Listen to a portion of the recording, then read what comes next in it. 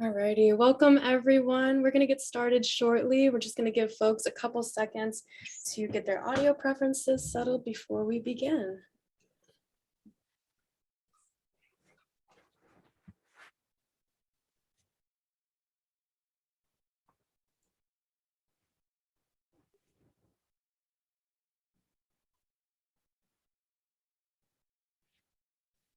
Alrighty, hello and welcome to today's webinar. Before I hand it off to our presenters, I just want to cover a few technical details in case you haven't joined an Acro webinar in the past. We use Zoom webinar, which is similar to Zoom meeting, except for that your cameras and mics are disabled by default. So to interact with one another or with our presenters, you have two primary options. For discussion and general comments, you can use the chat button. This defaults to hosts and panelists, meaning that only we will see your messages. But if you want everyone to see it, make sure that you press everyone from that drop-down menu right above that typing section. And if you have a question, we ask that you please use our Q&A button. You can ask questions anonymously and can view and comment on existing questions as well. And we'll go ahead and cover all of those at the end of our webinar today. And we should have plenty of time for Q&A. So without further ado, I'd like to pass the mic to our Iesc chair, Jasmine. Thank you, Christina. Greetings, everyone. Thank you for joining us today for the EDGE User Group monthly webinar. I'm Jasmine Saidi-Kienert. I'm the President and CEO of the Academic Credentials Evaluation Institute, and it's been an honor serving as chair of the International Education Standards Council, which is the body that oversees the country profiles and the credential advice you find in EDGE. Today, I am joined by colleagues that represent Acro, Julia Fonaki and David Nahali. They both are our representatives from Acro that sit with us on the Iesc. I also have a few members of the Iesc today, but here's a great lineup of everyone that is currently on the Iesc. First, I want to give a big shout out to our colleague, Jennifer Mink, who has served on the Iesc and has recently stepped down. She was one of our voting members. I also would like to welcome two new members, Shelby Curley and Leslie Clausen-Eicher. We're just so delighted to have our two members joining us, and I know they'll be bringing a lot of good insights to the group, and I'm sure many of you are very familiar with the expertise and the contributions of these two individuals. The International Education Standards Council is composed of representatives from public and private institutions of higher ed, as well as credential evaluation agencies. Members of the Iesc are all volunteers, and they bring with them extensive experience in credential evaluations and international admissions. The role of the Iesc is to introduce to you to conduct research and gather and review information, prepare and approve the placement recommendations that you find in the country profiles. We also address grading scales. So our work is constantly ongoing. We address the questions that are delivered to us from our EDGE users and anything new that comes up. So we encourage you to stay engaged with us. And of course, at the end of this presentation today, we will open it up for questions and answers. So thank you again. And I will pass this on to Julia now. Thank you. Thanks so much, Jasmine. I think we're going to start with a poll. As we begin all of our EDGE user groups, we usually initiate a poll. And here it is. So our first question is, are you an EDGE subscriber? Yes or no? Is this your first user group? Yes or no? And what segment do you represent? Institutional staff, evaluation staff, government, or law firm? So we'll give you about 20, 30 seconds to go ahead and answer those. Someday when I queue up the Jeopardy TikTok music in the background. But I have that ready. All right, we'll give folks about 77, 80% answer. We usually like to wait till we get to about 85, so we'll let it trickle down a little bit. Awesome. All right, so we'll go ahead and end the poll. Thanks for those of you who participated. And here we go. Again, 99%, 69 out of 70 of you are Edge subscribers. We thank you. And we will continue to do our updates for you to have that serve you to the best of your needs. Is this your first Edge user group? 21% or 15 of you said yes, it is. Welcome. We're glad you're here.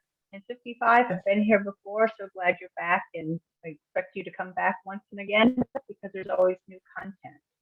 And what segment of the what segment do you represent? The vast majority of you, 61 out of 70 or 87%, are from an institution. 5 of you are from an evaluation service, that takes up 7 more percent. And then 4 of you are from a government entity. So thank you for joining us. We're glad you're here, and that's about 6%. No lawyers in the audience, so Robert, you don't have to worry so much about everything that you said. So that looks good. Let's go on and talk about our agenda just a little bit. So today on our agenda, we have a couple of content updates. One on St. Vincent and the Grenadines and a new overview, and Johnny Johnson will tell you about that in just a little bit. And then Robert Watkins will share with you a Fellows Project update. We'll also cover some upcoming events which are listed below, and we'll talk more about those as we get to them. And so with that, let me turn it over to Johnny, who will talk us through St. Vincent and the Grenadines. Johnny? Good morning. The first thing is to just get some orientation where SVG for short, St. Vincent and the Grenadines, are or is. It's one country, several islands, and it's just north of Trinidad and Tobago.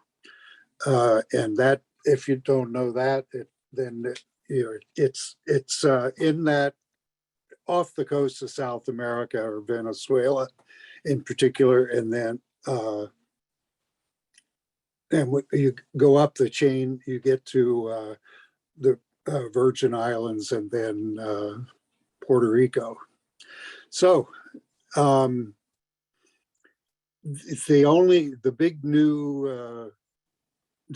news, or what we've added, because they're slow in getting information out, very slow, but there were 4 colleges, Teacher College, Nursing, Technical Institute, and Arts and Science College.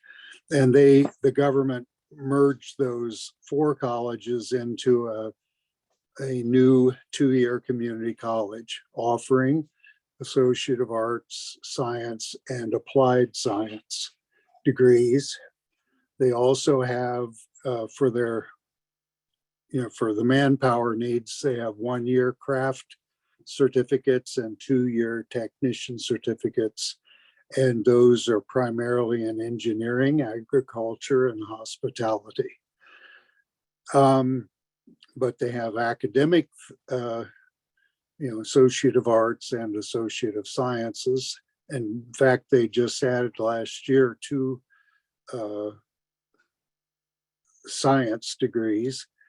And the other thing, even though they're only a 2-year college, they offer a bachelor's and a master's degree in nursing. And they do this by working with the University of the West Indies, which is located in Jamaica. And they work with colleges throughout the Caribbean. And something I'll say later, if there's time during the Q&A, because the University of the West Indies is something that's pan-Caribbean, as is the Cape, the replacement for the Caribbean replacement for British A levels. And there's something I want to say about that, but I don't want to take this time slot to do it. And they have a 1-year, to finish up my third paragraph, 1-year certificate in midwifery. And so I was surprised, because even for the technician degrees, they have to have 5 passes on the secondary education certificate, including English. So because instruction is in English. And I didn't mention that this is a former British colony, but that, for those of you relatively new to this field, when you're in the Caribbean, you have, you're looking at basically the 4 early exploring or colonial powers, Spain, Holland, or Dutch, Spanish, Dutch, French, and British systems, those 4. And French and British systems are hard enough in their home country, and then we have a twist on them when you go to Africa or the Caribbean, or Asia or Latin America. So I'll turn over to Robert, and you got, if you have any questions, I'll handle them at the end. Thanks, Johnny. I just wanted to give you an update on what the current cohort of Iesc fellows are doing. But first, a little bit of background. Iesc fellows, and this is again the 3rd iteration of that concept. These are folks that are in the first 5 years of their work in the field, in this field, and are interested in participating in research along with the permanent members of the Iesc, attending the meetings, which are bi-weekly, and that sort of thing. They also are tasked with a project, and that project will have ultimately 2 deliverables. The first one will be a presentation, a session at the annual meeting.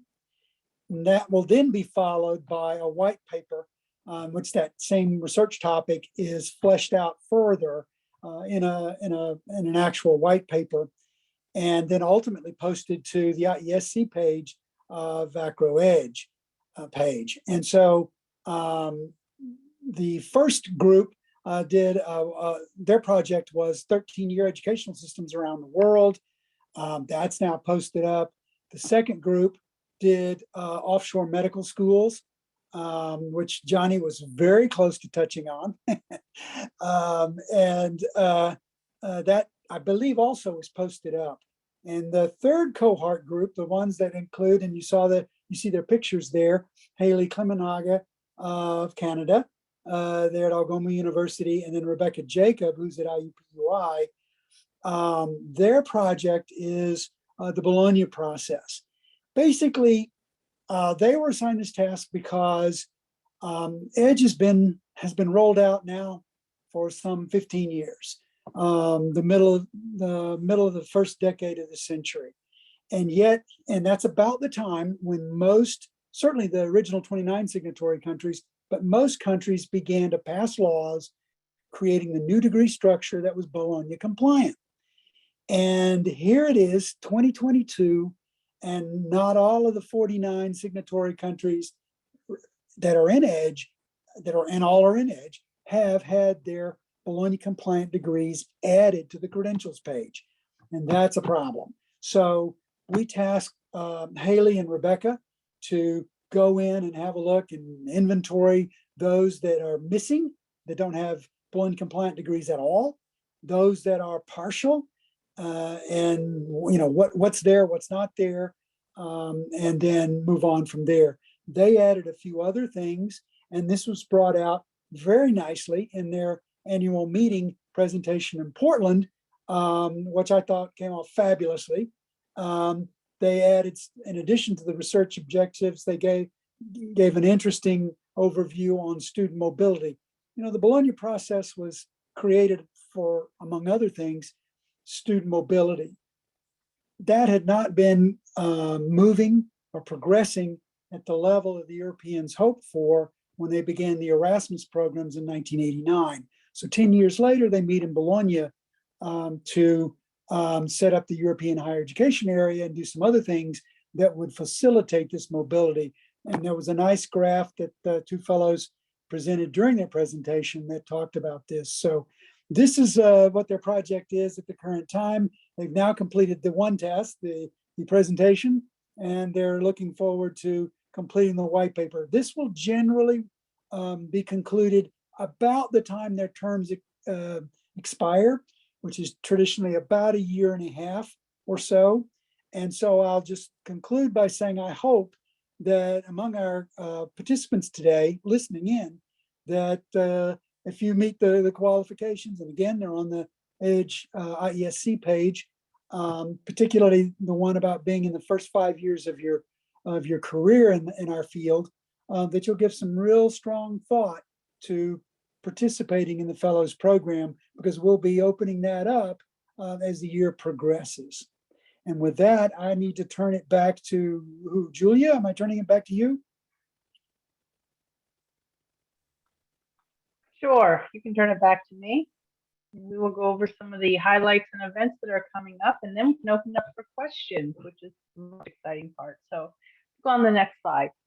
So the first thing we'd like to tell you about is the Baden-Württemberg seminar, and that the applications are open. The applications opened April 1st to coincide with the Acro annual meeting, and will close on June 20th. So now is the time to think about getting that application in. This is a seminar that's hosted each year, and this is back in person. It was virtual last year and canceled in 2020. So we're very excited that it's back in person this year in the state of Baden-Württemberg, Germany.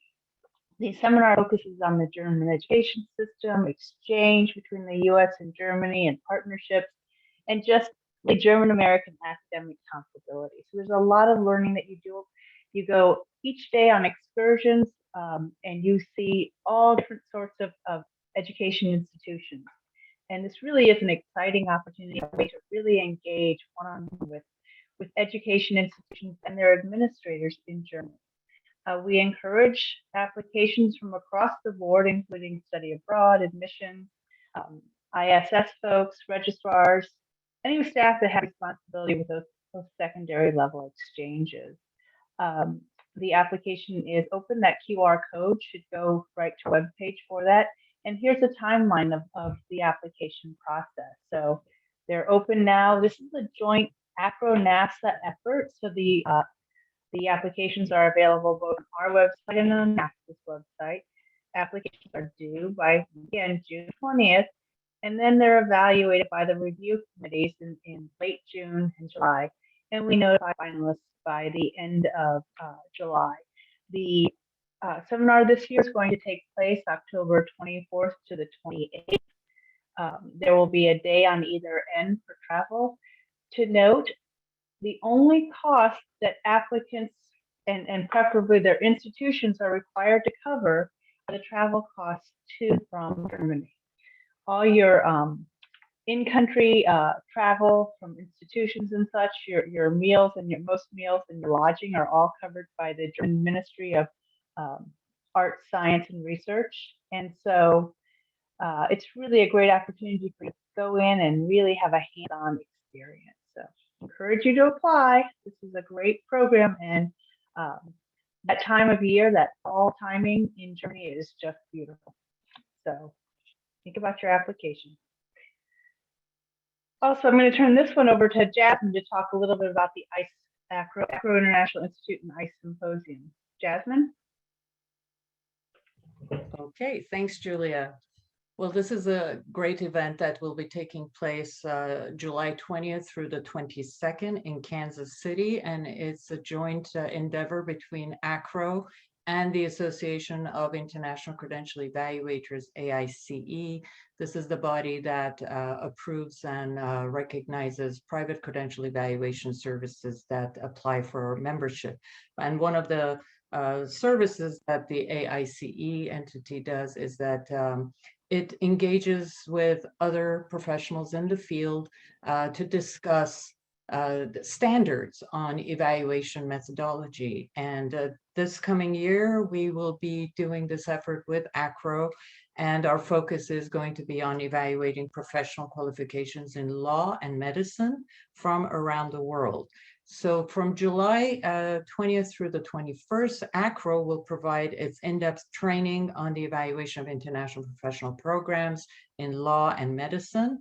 And then on July 22nd, AICE will continue the discussion in the form of panelists, experts from various organizations, evaluation services, members of Acro, as well as academic institutions, where they will share their insights on best practices and the challenges in evaluating these professional credentials.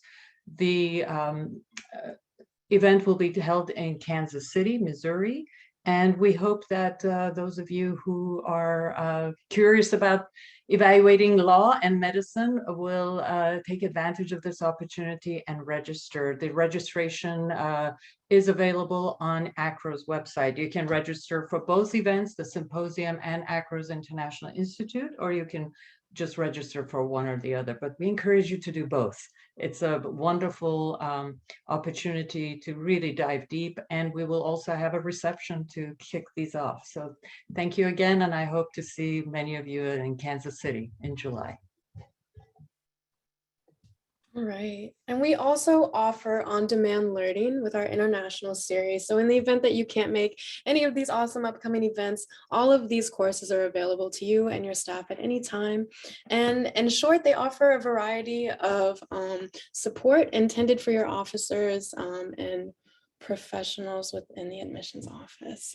All of the series utilize an interactive approach, meaning that we're trying to give you hands-on experience so that when it comes time to actually do the evaluations, you have been prepped and prepared. And again, these are available anytime, so they're an awesome resource. Topics covered include China, Egypt, Europe, and the Bologna system, as well as external exam-based systems and specific countries as well, such as Francophone African countries. We include India, the UK, as well as the Soviet system and beyond. So you can use that QR code on the bottom right-hand side to check out our courses and explore them. Next slide, there we go. And then we also offer our Gloria Nathanson grant, and we really do encourage folks who are already doing this research to go ahead and apply, because we award you up to $1,000 made to support travel expenses or research materials and other direct costs related to your research, and so that we can partner with you and make sure that everything that we have at Acro is up to date based on what you've already been doing. So types of projects that can be funded include full country profiles, substantial country updates, as well as white papers such as the ones that Robert was mentioning with our fellows on subjects of interest. And again, that QR code can lead you directly to the site where you can check them out. And I'm going to now pass our mic over to Dave Mahaly to run our Q&A. Oh. Thanks, Christina. Anyone who has a question, I'm Dave Mahaly from Acro International, by the way. Anyone who has a question can enter it in the Q&A part, not into the chat, please, and we'll try to take those in order. Do you want me to? Yeah, I'm not seeing any questions yet in our Q&A, but to our 103 participants joining us today, I really encourage you to ask questions. We get questions in our inbox all the time, and we have a wealth of our Iesc board here today. So if you guys have quick questions that we can tackle, we have about, let's see, about a half hour. So now is the time to ask, and we can just keep an eye on that Q&A. And Dave, as they come in, if you can make sure to read them out loud so that our viewers who aren't live with us can hear the questions, that would be great. I'll do that. Awesome, thank you. Christina, why don't we remind people that today, since we didn't have a great deal of country content or EDGE additional information content, that they're free to ask questions regarding any aspect of EDGE, whether we talked about it today or not, and we'll be glad to respond to that as well. Yeah, absolutely. Thanks for saying that. That's a great point. I can't, for whatever reason, get to our Q&A slide, but now is the time for Q&A. So like Robert said, if y'all have any questions about anything Edge related, now is really a great time to ask, and we will just go ahead and leave the room open.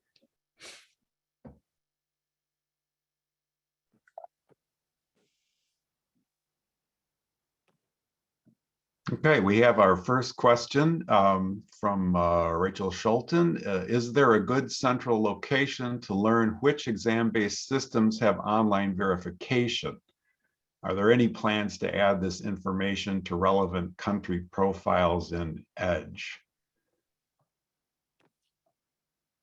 I'm going to open that up to panelists. I can definitely chime in there. That's a great question, Rachel. Thank you. I would say that this would be an area for our resources tab. So every country has a resources and primary resources listed below. We haven't yet started to compile this, but we actually have received a couple of requests for this. So this is a great reminder to put it on our queue and go ahead and update that. Thank you for your answer. Okay, we have a second question from an anonymous. Could I just add one more little thing to that? We do have an international exam schedule that's up, and I know that's different than what you're asking about, but I would also just like to highlight that we have that available as well, and I'll drop that into the chat.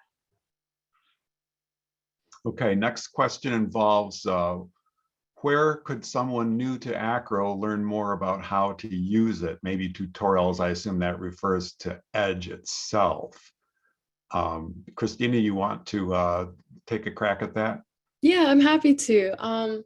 Another great question. If you go to our Acro homepage, and I'll go ahead and put that link in our chat in just a second. If you go to the Acro Edge user guide, that's the best place to see how you can navigate our database. It has video tutorials that are really short and to the point, which are great. And it also has some written instructions available as well. And of course, if you ever have any further questions, you can always reach out to edge@acro.org, and we're always happy to assist or walk you through any questions that you might have.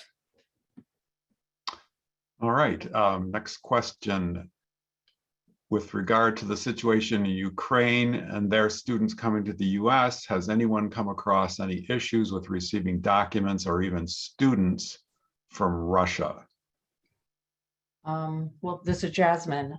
We currently have received credentials from students who've studied in Ukraine as well as Russia, but we are receiving them directly from the individual, not from the institution. And in this case, we are requesting to see the original academic documents so that we can confirm and verify them against archive documentation that we have from these two countries. But in the past, we were requesting the information to come directly to us from the source institutions. But at this time, given the current situation, we are waiving that requirement and working directly with original documents. It's the best we can do at this time. Okay, thanks, Jasmine. Well, I also want to encourage Julie to speak up about that one, because we did just have an education in crisis session on this. Yes, sorry, coming out of the chat where I was trying to list this other information. Yes, and I think what we're finding is that with Ukraine, we have pretty good access to their online database. And so that hasn't been a problem. I probably say it wrong, Info Ressure's database. And I think that where we're going to see more problems actually is from Russian students trying to come to the United States and get access to their records and credentials. So I actually think that's the bigger issue that we're probably going to be faced with in the near future. But keep paying attention. We're doing a lot of work in this space. We just had at our international luncheon at the annual meeting, one of the speakers was Keith David Wettenpaw from UC Davis, who really has initiated the whole Article 26 backpack project. And they are beginning to work now in Ukraine and put a task force together to get Ukrainian students to put their credentials into the backpack so that they can be secure and shared securely and digitally. So there's a lot going on here, but a very good question. And just, keep your ears open and keep watching us, because we're going to keep following this issue.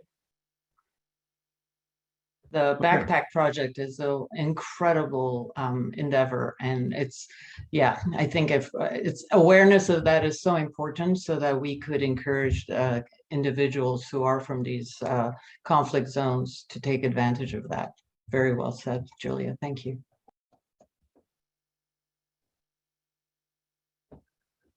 Okay, next question.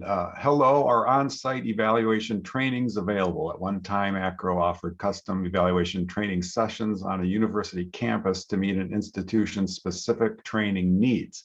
That's from Steve at CSU in Chico. Julia, do you want to talk about that?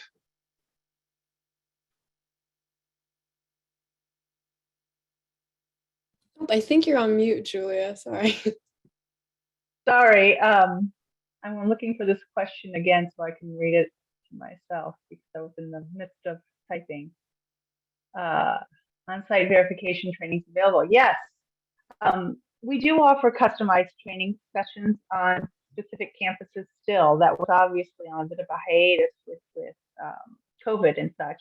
But we are actually getting traction on coming back onto campuses and do specific trainings, which we're very excited to do because, as you can imagine, we have missed the one-on-one encounters with our members and with institutions looking for training. So that is available.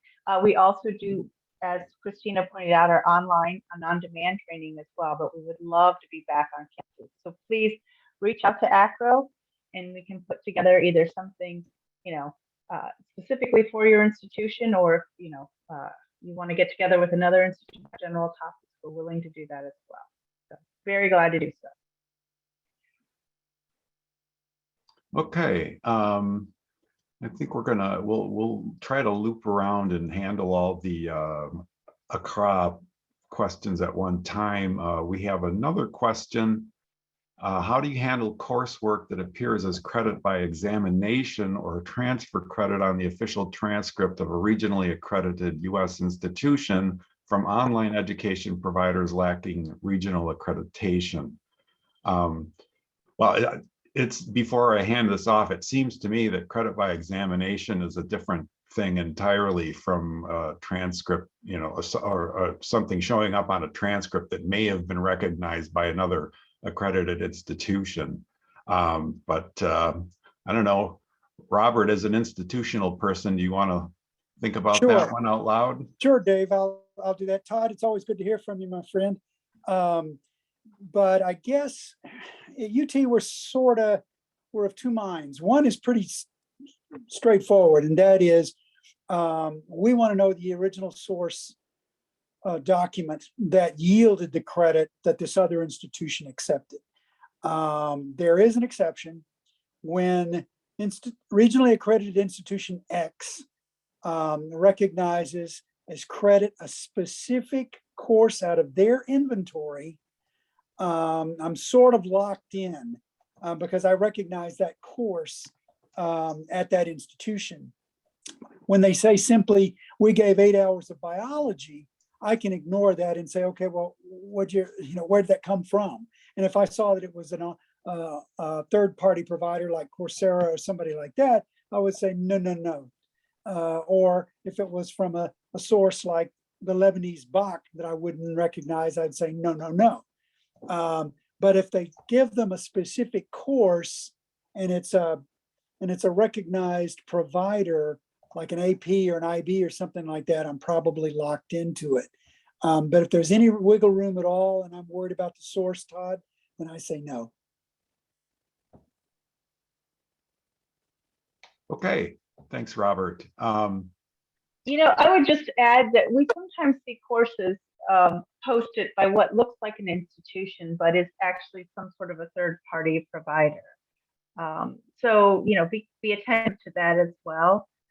We see this with the University of Oxford. Sometimes there are third-party providers offering courses there that appear like they're courses you might want to give credit for, but really you need to go back to say who actually provided coursework and are they recognized. Julia, that's a really good point. And I can tell you another one. It would be Oxford Brookes University.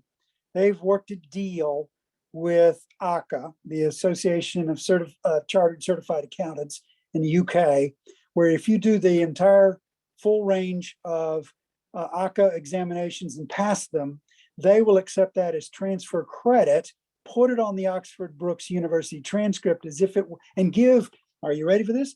Give UK CATS credits, credit accumulation transfer scheme that the British use, their credits, that's based on the concept of 120 credits a year as a full load. And they'll assign values to those ACA exams and put it on the transcript. And the only thing that individual, that student, that degree holder, a bachelor's degree in applied accounting will actually do at Oxford Brookes is the final 30 UK credit research course. And that's it. The rest of it's all ACA and it's all transfer credit. So that if you do not accept ACA, but we do recommend that you accept those exams in Edge UK, but there are a lot of accounting boards that do not, then you would want to ignore all of that transfer credit. And if you heard quotes around that transfer credit, then yes, indeed, they were, then you can ignore it. But that's an example of just a wholesale transfer credit acceptance policy by a particular institution. So the point being that you need to go back to the actual source of where that credit was earned, how that credit was earned, who was the purveyor of said credit. So that's really what you need to do. It's not just take it blanket off of somebody else's transcript or documentation or say so, but that you're actually going back to the source. Okay, thank you. Next question involves Acro's on-demand training. Representatives at our institution have taken Acro's on-demand training about evaluation of international transfer credit. Can you recommend any additional resources on this topic? We do have the Acro International Institutes, which deal with this several times per year. Also, the annual meeting, of course, has workshops in the beginning, almost always, I would say, as a matter of course, that deal with this for people just starting out. And the International Institutes are a little bit more tailored to level depending on which seminar is offered. Julie, do you have anything additional for that one? Well, the only other thing I would say, and this is much more general, is that Acro is doing a lot of work in the transfer and transfer credit space, and really looking at transfer as a major topic, not just in the international sense, but more broadly. So that gives you if you're interested in that, that gives you a really good framework for where transfer is and how we're looking at it and as an access and question is out there as well. But I think what they said about the institutes and always at workshops, and by all means, let us hear from you that you'd like to have more training on this, because that's how we decide what would be relevant and what should we add to sort of our repertoire of trainings. Julia, this is Johnny. I have one more note about what you just said, and that is that on many campuses, and it doesn't even have to be a large institution, the international admissions and the US admissions folks aren't communicating all the time. And so the institution may already have a policy about accepting IB or AP credits, and it should be in the catalog. So, and whatever policy you follow through the institution or the registrar is what you should follow in the international office as well, or you take the lead and educate the people on the other side. That makes sense.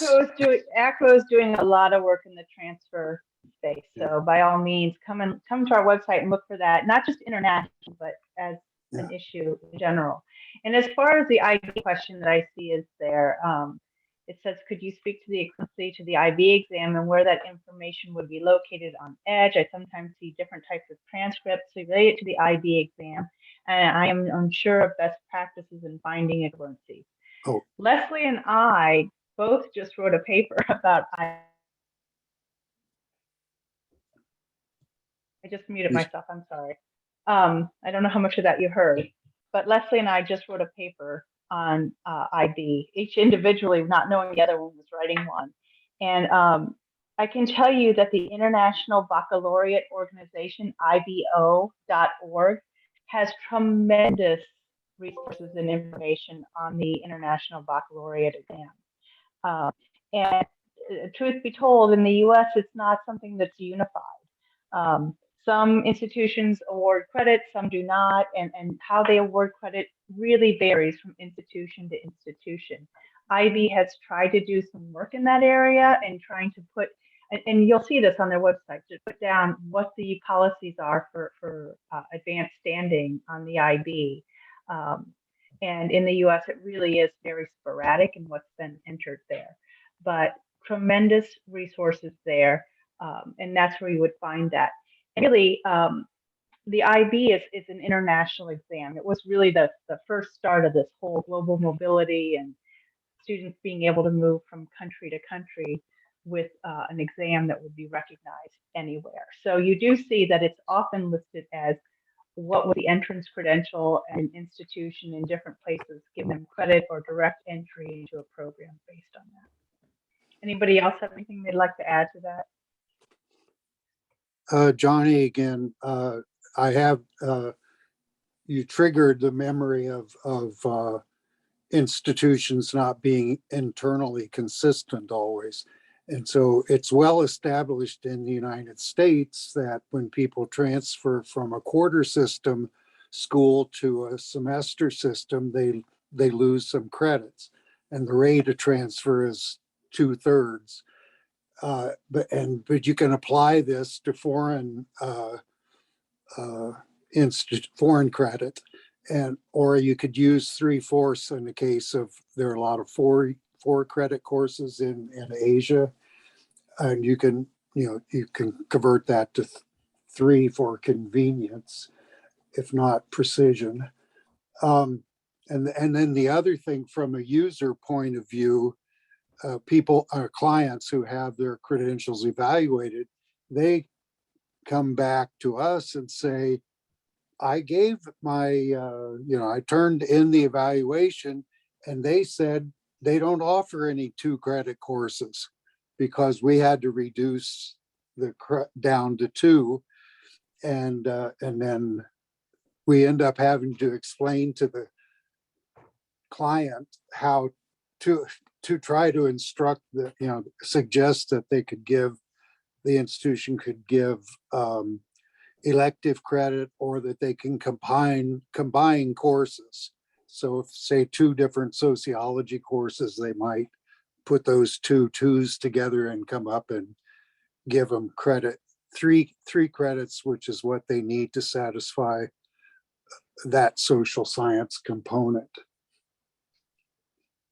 Johnny, I'll just add that one of the things that we thought, as we looked at the concept of the IB, the other thing that we did in the Iesc was to decide that, despite the fact of its original, its origin out of Switzerland, it is international, as Julia said, but ultimately became almost a U.S. product. It was marketed so heavily in the U.S. And when you see it abroad, you'll often see it in international schools that offer a U.S. curriculum as well. And so we decided that we would not include it in EDGE itself. We don't even have it in the U.S. entry for in EDGE, and leaving it aside. It may be something we have to address, because we're now starting to grapple with some issues like this, such as a GED in the United States, but also found in Korea and some other places.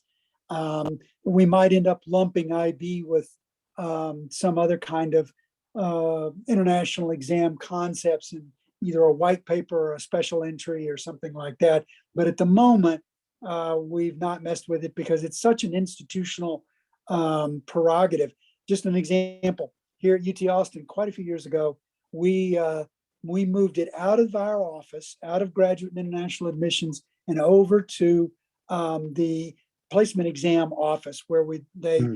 decide APs and things like that, because it was often a faculty determination as to what credit to give, how much, and whether or not to give it. And so we would say simply, yes, we give it, give credit for IBs, and then leave it at that and let them handle the actual details of assigning credit and so forth. Robert, just to add to that, if you all recall, we touched on the European Baccalaureate Diploma, which is another new, not so new, but it's another credential, a high school qualification. And we've decided on the Iesc that we do need to kind of compile these sort of separate high school exit qualifications like the IB, the European BAC, and the GED type equivalencies that are coming out of certain countries, and create a separate page of sorts, an edge, because these are coming up, but we really don't know where we can plug it in yet, but these are the credentials that we've talked about, and we have Thank them you, in draft Jeff. I do form. remember that now. Right. I think I wanted to forget it, I know. but apparently it won't go away. No, it won't go away. As Johnny said, certain things are triggering us. So I just remembered. At the risk of talking too much, I will say one more thing about IB, and I will, full disclosure, my kids did go, my 4 children did go to an IB school, but they all had varying results on how far they took that. But the IB is a full curriculum. So if you're going to go to the IB diploma, it's a diploma, it really is a curriculum rather than a 1-year exam that you study for.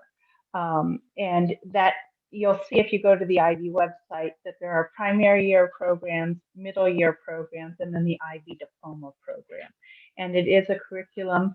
You can take an exam to get the diploma itself. You would have to take the entire curriculum, and it's quite involved. So just one more thought.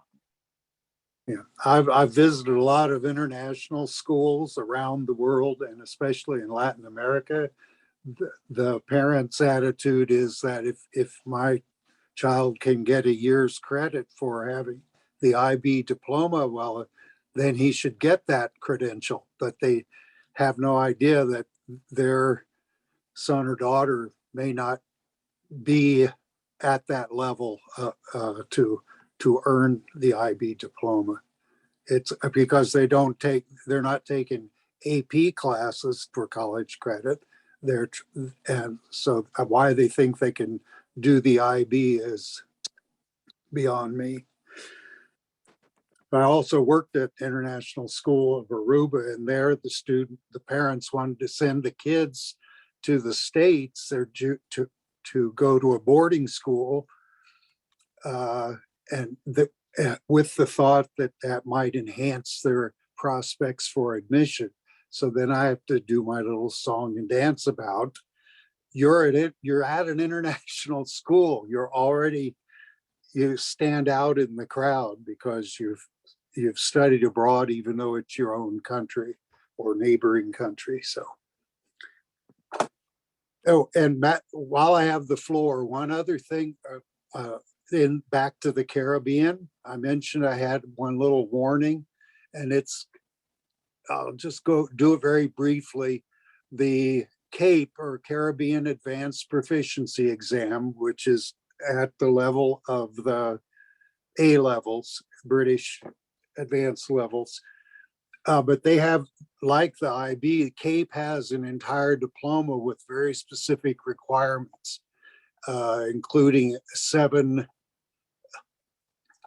credits. I'll just read here are the areas that are compulsory are Caribbean studies, communication studies, Spanish, law. There's law 1 and 2, which and sociology, and 2 sociology, which includes some law things that we'd put under law, like principles of public law or Caribbean legal systems, criminal law, real property, tort, law of contract. So the idea of the units, they take those are the 7. It's sort of like distribution requirements in the states, but the units add up, but they don't, it's very difficult. Not many people go for the CAPE diploma because it requires a lot of credit. The credits add up to 1 year of credit in the US semester hours terms, but they call it a 2-year program. And what happens is for example, sociology the first one is divided into three what do we call, I forgot what we call them. Sorry? I was just going to say, I'm sorry, if I can wrest control just for a moment. We have some big questions in the queue yet, and we're running up on about Okay. I'm 9 sorry. minutes I thought left. we were done. I thought we were at no, the end. Sorry. I can finish in 2 sentences.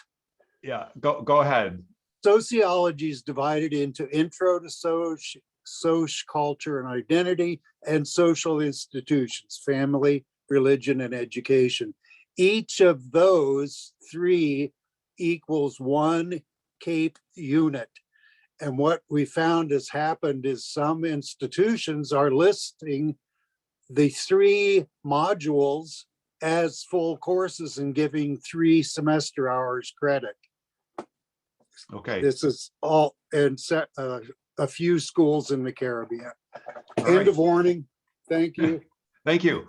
I think this next question is about the best place to look for samples of transcripts. What's the best way to know if a transcript is legitimate? Working backward, the best way to know if a transcript is legitimate is if it is received from the official record-keeping organ or arm of the institution that issues it. Sample transcripts and diplomas are found on various EDGE pages. We're constantly updating those. You have to wait until you get one, of course. So some of the more obscure ones aren't up there. But I think rather than opening that back up, we'll go to what is a very significant question about the Bologna process and how it was that was determined that Bologna countries signed on to 180, making for a bachelor's degree. Of course, there is some latitude within the Bologna signatories. So the first degree is not always a 3-year 180 ECTS degree. But anyway, our other universities in the US concluding that 180 ECTS is adequate.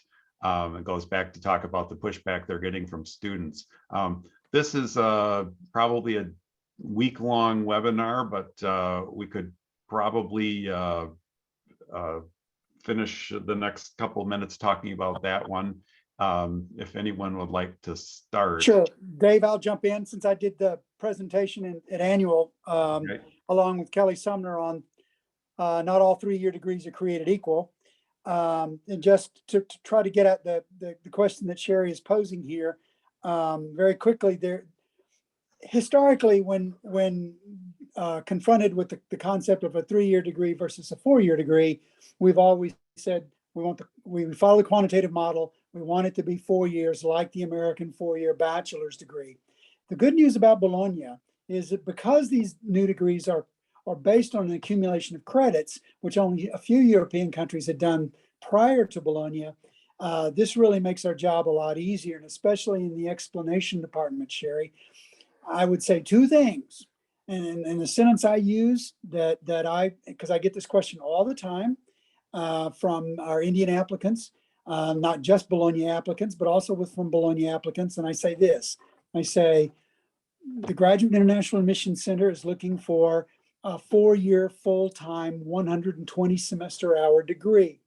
We've determined that the 3-year Bologna compliant 180 ECTS, and then I always put in parentheses 90 semester hours degree is not fully comparable to the US bachelor's degree, and so therefore not considered for graduate admissions to the University of Texas.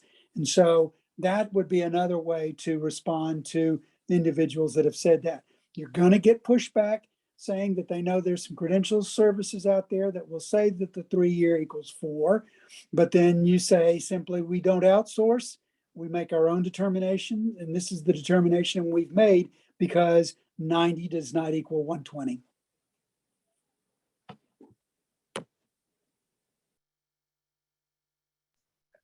All right, thanks, Robert. Going to move along, and somebody might know the answer to this right offhand at an institution.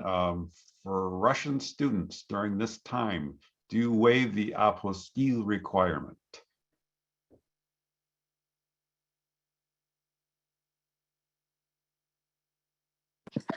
Couldn't get unmuted, Dave. Sorry. We don't require it in the first place. Okay, thank you. That was quick. We'll move on. Does Acro have resources on international, I'm going to assume that's conservatories, and their accreditation / equivalency to a US bachelor degree? I'm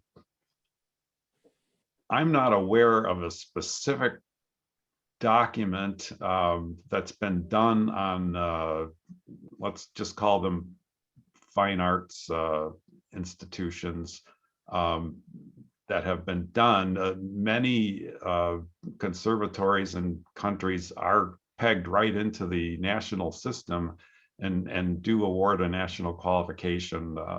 The old World Education Series and peer volumes used to single out conservatories specifically in a section or two. I'm not aware of plans to address them en masse. If anybody else would like to chime in, feel free. Dave, I think you're absolutely right. I think a lot of times that information can be found in the old publications, which while they're no longer printed or issued, are scanned to EDGE to the appropriate country or region. For example, the one on Central America that Jasmine was on, that workshop, it's going to be in Honduras, Nicaragua, and all the countries that are included in that volume. And so they will often, like you say, just include those in the process. A few times when we see these institutions being handled separately from the standard Ministry of Education or the Ministry of Higher Education and whatever, usually that information is contained in those kinds of volumes. And so I would say, look for as much as you can on that institution. If nothing else, you might take a look at the website of the institution, see if they talk about the extent to which they're linked in. And then if you can find a ministry resource that can confirm that, that's always useful as well. It depends on the country we're talking about often. That's a good point, Robert. And just for our EDGE users, please always take advantage of the resource section on the country profiles, because we do, Acro has uploaded a lot of these publications, the peer workshop reports, the World Education Series workshop reports that Acro was a party of. So you could find some great historical archival information on military academies and conservatories and colleges of fine arts and so forth.